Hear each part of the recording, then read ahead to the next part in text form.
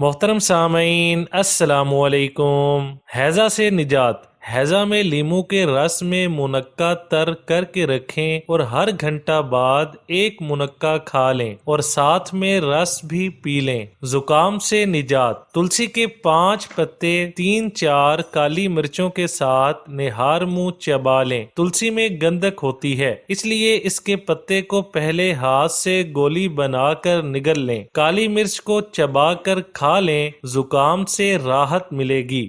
ہیضہ، ریح اور قلنج میں فوری آرام۔ اجوائن کے بیجوں سے نکالا ہوا تیل ہیضہ، ریاحی، قلنج میں فوری آرام دیتا ہے۔ ہیضے کی صورت میں الٹی روکنے کے لیے 30 سے 60 گرام مقدار خوراک میں دینا چاہیے۔ جگر اور تلی کے امراض۔ جگر اور تلی کے مرض میں لیموں کے ٹکڑے کر کے نمک چھڑک کر اور تھوڑا سا گرم کر کے دن میں کئی بار چوسنا فائدہ مند ہوتا ہے۔ مکوی معدہ اور مکوی جگر۔ کالا زیرہ 1 ماشا، لونگ 1 ماشا باریک پیس کر سالن میں ملا کر کھانا مکوی معدہ اور مکوی جگر ہوتا ہے۔ تپ اسہال اور بدہضمی۔ تپ اسہال اور بدہضمی کو دور کرنے کے لیے بتایا گیا نسخہ بے حد مجرب ہے۔ دار چینی 6 ماشا، الائچی 1 تولہ، فلفل دراز 2 تولہ، تباشیر 4 تولہ، کوزہ مصری